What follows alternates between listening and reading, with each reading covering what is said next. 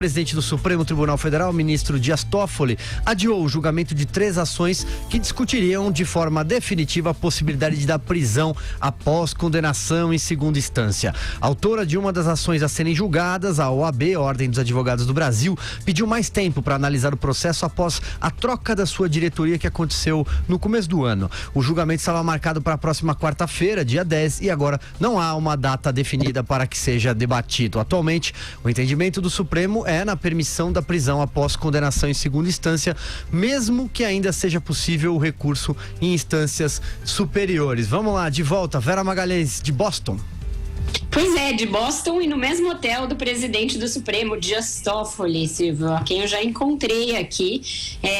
Os ministros têm evitado falar das razões, eles acreditam a OAB, o pedido, né, e foi de fato um pedido da OAB, mas nos bastidores o que eu colho a esse respeito é que o adiamento mostra que quem quer rever a prisão após condenação em segunda instância não se sentiu seguro para que esse julgamento acontecesse agora. E por isso a OAB recuou, tirou o seu time de campo, tirou as ações por hora, enquanto ainda tenta escrutinar melhor como vai votar a ministra Rosa Weber, que é a fiel da balança aí nessa questão.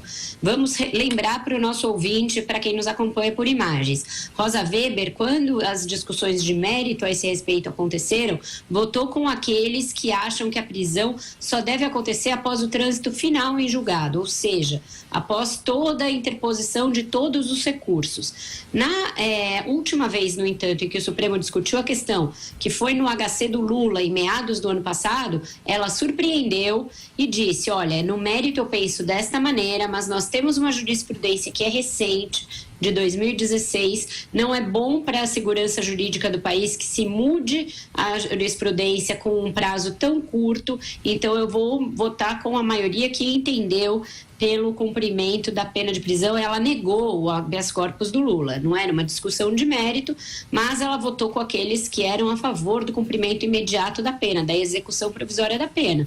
Portanto, este adiamento nos conta a história de que tanto os ministros que querem rever a prisão em segunda instância, quanto os advogados que também querem rever isso, não têm segurança de que vão ser bem-sucedidos agora. Eu acho que isso tem a ver com uma onda que vem com a eleição do Jair Bolsonaro, que vem desses protestos da sociedade que já se preparava para fazer manifestações contra a mudança nesse paradigma, e mostra que não vai ser fácil rever isso. Isso é um sinal de amadurecimento da sociedade e é um sinal de que o Supremo pode ter, ainda que a contragosto, de manter essa jurisprudência atual como norma e, portanto, aí com caráter vinculante. Eu acho que isso é uma evolução para o Brasil. É um avanço civilizatório, é um avanço no combate à impunidade. Eu sei que há pessoas que têm fundamentos constitucionais para dizer que o trânsito final em julgado é o momento do cumprimento da pena, mas vamos lembrar, durante muitos e muitos anos no Brasil, vigorou o entendimento de agora. Houve um curto lapso em que o trânsito final em julgado foi a regra, que foi entre 2009, quando o ministro Eros Grau propôs uma mudança da jurisprudência, e 2016, quando o Teori Zavascki propôs que se voltasse ao cumprimento provisório da pena. Então, há razões igualmente fortes e consistentes jurídicas para embasar isso, além da razão óbvia de que a regra anterior jogava pela prescrição, jogava pela impunidade. Andreasa, como é que você recebeu essa notícia? Vamos lá. A notícia é péssima. É pura manifestação de oportunismo. Diante da perspectiva, dada a pressão da sociedade, diante da perspectiva de derrota, ou seja, de que o Supremo votaria e manteria a jurisprudência corrente, a que autoriza a prisão após condenação em segunda instância, empurra-se para frente o problema e, portanto, a decisão casuisticamente, para evitar a derrota. E, no entanto, essa votação, seja qual for o resultado, talvez seja a coisa mais importante a acontecer no Brasil depois, pelo amor de Deus, da aprovação da reforma da Previdência. Por que eu digo hoje? Porque Essa jurisprudência corrente que autoriza a prisão após condenação em segunda instância, por sua natureza, gera apenas repercussão geral. Ela autoriza, mas não obriga.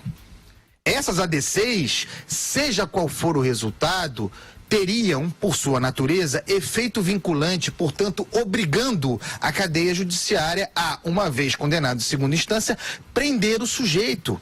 Não importa o resultado. Não importa, é uma questão de valor, de princípio. É preciso ter jurisprudência sólida para evitar essas bandeiras ideológicas, para evitar o oportunismo, para evitar essas 14 ilhas monocráticas do Supremo, para evitar que as turmas tenham conflito entre si. Não, são 11, Vera, mais as duas turmas.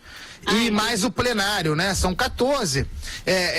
Para evitar que as duas turmas trombem, para que alguém torça para cair numa e não na outra em determinada circunstância, porque o juiz ali, a maioria pode ter um entendimento diferente, com base em suas amizades, em suas afinidades, em seu entendimento, seja lá o que for. O Supremo Tribunal Federal, guardião da Constituição, precisa trabalhar, não para se homenagear, conforme ridiculamente fez, mas para ter jurisprudências com base em efeito vinculante, que tenha clareza sobre o destino das coisas. Mais uma vez, o Supremo Tribunal Federal investe na insegurança jurídica e se submete à pressão de grupos de pressão. É lamentável. Passa a bola para você, Alexandre. A gente estava lembrando aqui fora do ar que dia 7, agora domingo, faz um ano da histórica presença da prisão do Lula, né?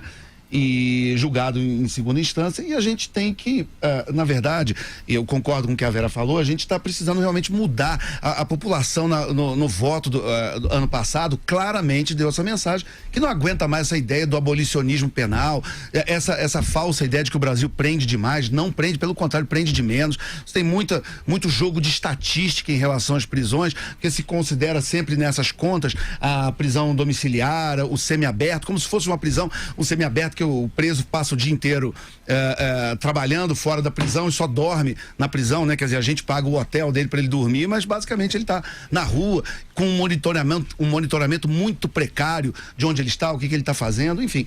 Então a gente tem que, na verdade, o Brasil tem que parar com esse negócio de que cadeia, isso é um outro entendimento absurdo, cadeia é assistência técnica de gente, não é, né? Cadeia é feita para tirar bandido de circulação da rua, né? Então a gente precisa disso, a gente precisa, o papel da OAB nesse caso é uma vergonha, quer dizer, atrapalhar o andamento e o entendimento normal dessa questão que, como a própria Vera disse, já é um entendimento antigo da Corte, e é o sentimento do Brasil hoje, que o Brasil precisa continuar avançando no combate à corrupção, no combate ao crime e tirar cada vez mais criminosos da rua. O Brasil prende de menos, precisa prender mais. É fato, é decisão lamentável.